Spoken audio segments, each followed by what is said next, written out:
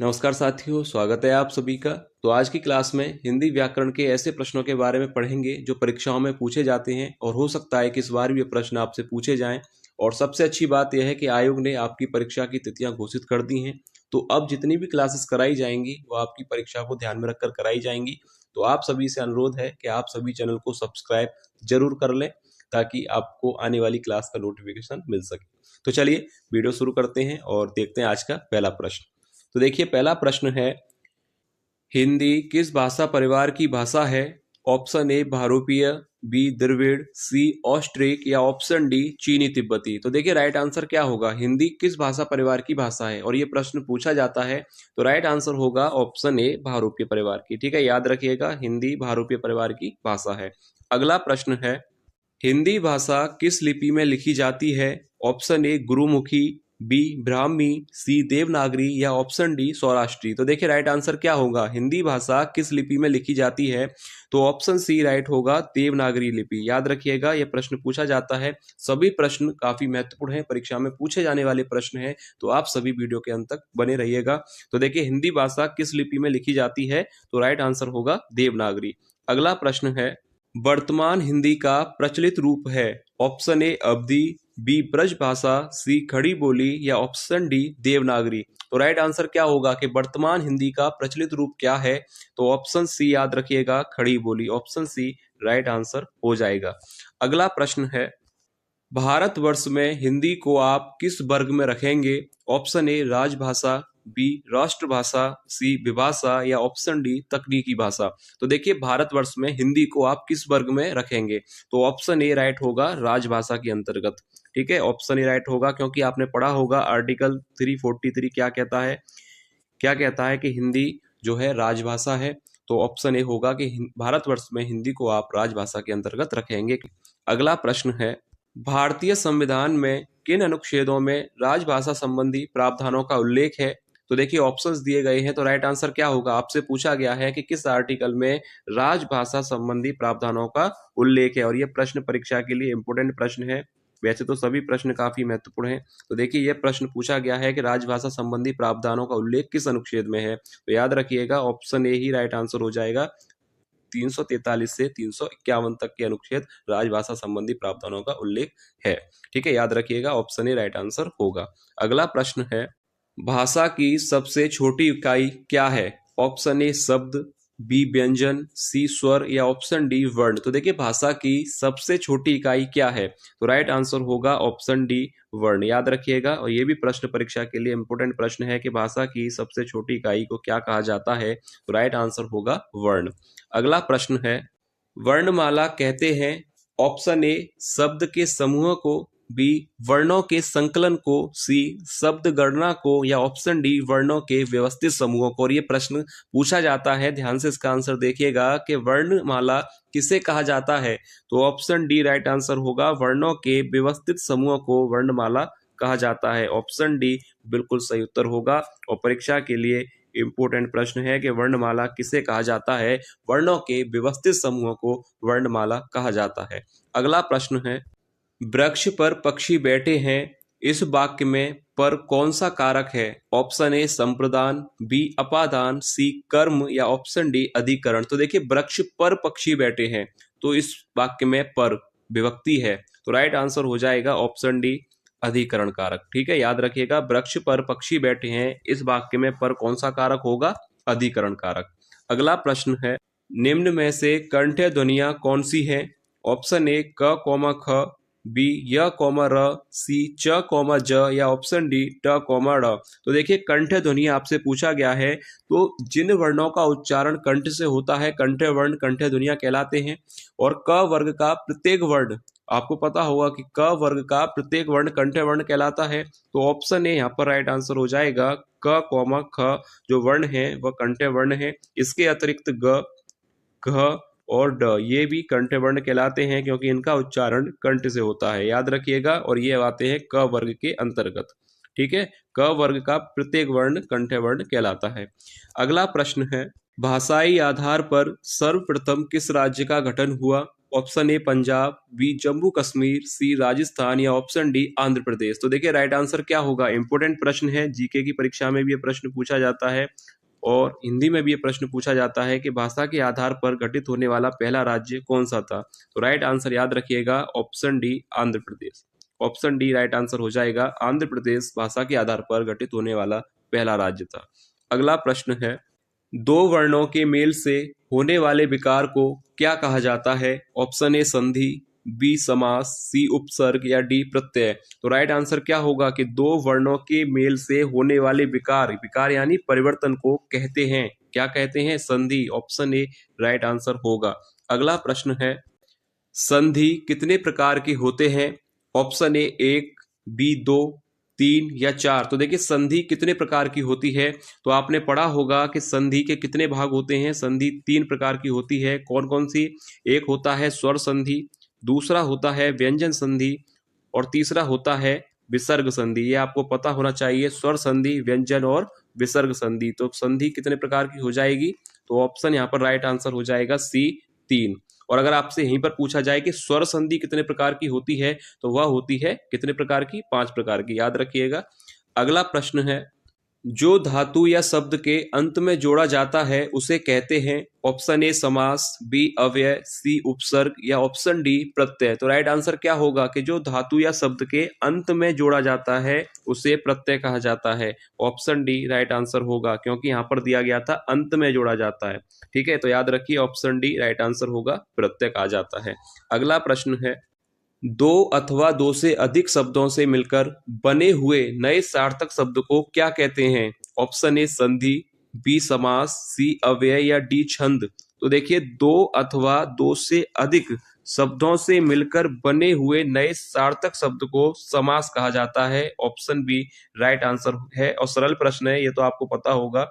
दो अथवा दो से अधिक शब्दों से मिलकर बने हुए नए सार्थक शब्द को समास कहते हैं। अगला प्रश्न है, समास का शाब्दिक अर्थ होता है। ऑप्शन ए संक्षेप, बी विस्तार, सी विग्रह या ऑप्शन डी विक्षेप। तो देखिए इंपॉर्टेंट प्रश्न है परीक्षा के लिए और पूछा जाता है कि समास का शाब्दिक अर्थ क्या होता है। तो राइट आंसर आपको याद रखना है ऑप्शन ए संक्षेप। ठीक है, ऑप्शन ए यहाँ पर राइट आंसर हो जाएगा। अगला प्रश्न है, प्रख्यात में प्रयुक्त उपसर्ग है। ऑप्शन ए प्र, बी त, सी प्रक या ऑप्शन डी आ। तो देखिए प्रख्यात में प्रयुक्त उपसर्ग क्या है। तो देखिए सबसे पहले अगर प्रख्यात का संधि विच्छेद किया जाए तो क्या होगा, प्र प्लस ख्यात, यही होगा। तो यहाँ पर देखिए साफ साफ आप देख सकते हैं उपसर्ग क्या होगा, प्र। तो ऑप्शन ए राइट आंसर हो जाएगा।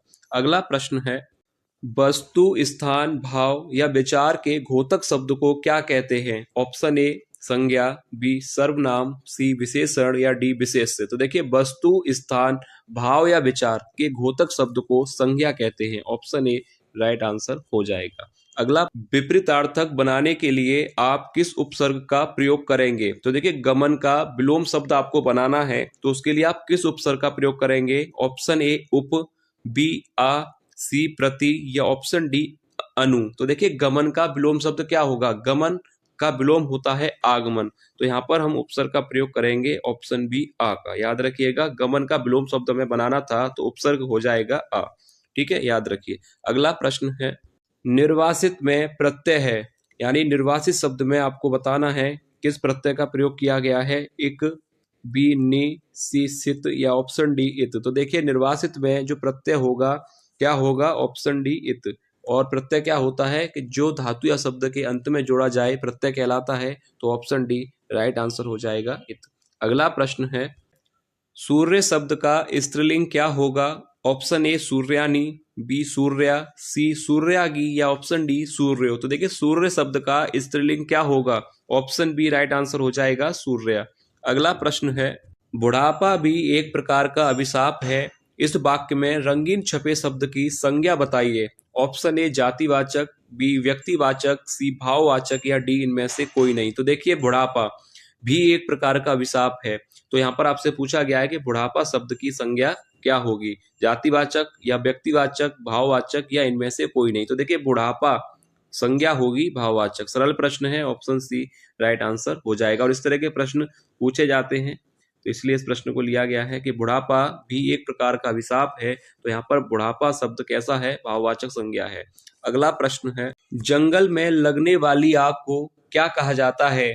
ऑप्शन ए जठरानल, बी दावानल, सी बड़वानल या ऑप्शन डी कामानल। तो देखिए ये एक शब्द में प्रश्न पूछा जाता है, ये इंपॉर्टेंट प्रश्न है और ये पूछा जाएगा कि जंगल में लगने वाली आग के लिए एक शब्द क्या होता है? तो आपको याद रखना है ऑप्शन बी दावानल। ठीक है, याद रखिएगा, जंगल में लगने वाली आग के लिए एक शब्द आपसे पूछा जाएगा तो ऑप्शन बी दावानल राइट आंसर हो जाएगा और इंपॉर्टेंट प्रश्न की श्रेणी में आता है। अगला प्रश्न है, वह स्त्री जिसकी कोई संतान ना हो के लिए एक शब्द क्या होगा? ऑप्शन ए कुल्टा कहा जाएगा या ऑप्शन बी बांझ या सी अप्रसूता या ऑप्शन डी विधवा। तो देखिए वह स्त्री जिसकी कोई संतान ना हो के लिए एक शब्द क्या होगा, क्या कहा जाएगा? ऑप्शन बी राइट आंसर हो जाएगा बांझ। ठीक है, अगला प्रश्न है, तरनी तनुजा तट तमाल तरवर छाय में कौन सा अलंकार होगा? ऑप्शन ए अनुप्रास, बी यमक, सी उत्प्रेक्षा या ऑप्शन डी उपमा। इंपोर्टेंट प्रश्न है और ये पूछा जाता है कि तरनी तनुजा तट तमाल तरवर छाय में अलंकार होगा। तो राइट आंसर हो जाएगा ऑप्शन ए अनुप्रास अलंकार होगा। क्यों होगा? कि जहां पर एक ही वर्ण की आवृत्ति बार बार हो वहां पर अनुप्रास अलंकार होता है और ये इंपॉर्टेंट प्रश्न है, ध्यान से इसका आंसर देखिएगा, अनुप्रास अलंकार हो जाएगा। अगला प्रश्न है, स्थायी भावों की कुल संख्या है? ऑप्शन ए 9, बी 10, सी 11 या ऑप्शन डी 12। तो देखिए स्थायी भावों की कुल संख्या कितनी होती है, यह भी इंपॉर्टेंट प्रश्न है परीक्षा के लिए। तो याद रखिए चौपाई के प्रत्येक चरण में मात्राएं होती हैं। ऑप्शन ए 11, बी 13, सी 16 या डी 15। तो देखिए चौपाई से प्रश्न जरूर पूछा जाता है। तो देखिए इसके बारे में याद रखिए, पहली बात तो ये कि चौपाई एक सममात्रिक छंद है, ये याद रखिए। चौपाई कैसा छंद है, ये प्रश्न आता है तो याद रखिए चौपाई कैसा छंद है, चौपाई एक सममात्रिक छंद है। ठीक है, इसमें अगर आपसे चरण पूछे जाए कितने चरण होते हैं तो याद रखिएगा 4 चरण होते हैं और प्रत्येक चरण में अगर आपसे मात्राएं पूछी जाए तो याद रखिए कितनी होती हैं, 16। ठीक है, ये भी याद रखिए मात्राएं कितनी होती हैं, 16। चौपाई एक सममात्रिक छंद है, इसमें चरण कितने होते हैं, 4 और प्रत्येक चरण में मात्राएं होती हैं 16। ठीक है, क्लियर है आपको। अगला प्रश्न है, शांत रस का स्थायी भाव क्या है? ऑप्शन ए जुगुप्सा, बी क्रोध, सी शोक या ऑप्शन डी निर्वेद। तो राइट आंसर क्या होगा? शांत रस का स्थायी भाव क्या होता है? और एक प्रश्न स्थायी भाव से पूछा जाता है तो याद कर लीजिएगा, शांत रस का स्थायी भाव होता है निर्वेद। याद रखिए ऑप्शन डी राइट आंसर हो जाएगा। अब ए बी सी इन तीनों के बारे में भी पढ़ लेते हैं। तो देखिए शोक किसका होता है, याद रखिएगा शोक किसका होता है, करुण रस का। शोक स्थायी भाव किसका होगा, करुण रस का, याद रखिए करुण रस का होगा। क्रोध किसका होगा, रौद्र रस का, क्योंकि ये स्थायी भाव से प्रश्न बनेगा। रौद्र रस का स्थायी भाव होगा क्रोध, करुण रस का होगा शोक और जुगुप्सा किसका होता है, याद रखिएगा भीवत्स रस का। ठीक है, निर्वेद होगा शांत रस का, शोक हो जाएगा करुण रस का, क्रोध होगा रौद्र रस का और जुगुप्सा होगा भीवत्स रस का। ठीक है, क्योंकि एक प्रश्न आएगा, स्थायी भावों को जरूर पढ़ लीजिएगा। ठीक है, अगला प्रश्न है, आलोक का विलोम शब्द है? ऑप्शन ए अद्भुत, बी अज्ञात, सी अंधकार या डी रात्रि। तो देखिए आलोक का अर्थ क्या होता है, प्रकाश, और प्रकाश का विलोम क्या होगा, अंधकार। तो ऑप्शन सी राइट आंसर हो जाएगा। अगला प्रश्न है, श्रृंगार रस का स्थायी भाव क्या है? ऑप्शन ए उत्साह, बी शोक, सी हास या ऑप्शन डी रति। तो देखिए श्रृंगार रस का स्थायी भाव क्या होगा, इंपॉर्टेंट प्रश्न है परीक्षा के लिए। तो राइट आंसर आपको याद रखना है ऑप्शन डी, श्रृंगार रस का स्थायी भाव होता है रति। अब बाकी इन तीनों के बारे में भी पढ़ लेते हैं। तो देखिए उत्साह किसका होगा, उत्साह होता है वीर रस का, याद रखिएगा उत्साह किसका होगा, वीर रस का। अब इसके बाद शोक किसका होता है, अभी मैंने आपको बताया था करुण रस का, ये भी याद रखिए करुण रस का स्थायी भाव होता है। और हास किसका होता है, ये भी याद रखिए ये होता है हास्य रस का। ठीक है, सभी क्लियर हो गए आपको, ये होता है हास्य रस का। और रति किसका होगा, ये आपको पता है श्रृंगार रस का। ठीक है, क्लियर है। तो ये था आज की क्लास का लास्ट प्रश्न। उम्मीद है आपको क्लास अच्छी लगी होगी और जो भी विद्यार्थी पहली बार क्लास ले रहे थे चैनल को सब्सक्राइब जरूर कर लीजिएगा, क्योंकि अब आपकी परीक्षाएं जो होने वाली हैं तो उनको ध्यान में रखकर ही वीडियो और क्लासेस बनाई जाएंगी। तो आप सभी चैनल से जुड़ सकते हैं ताकि आपको आने वाली हर क्लास का नोटिफिकेशन समय पर मिल सकेगा।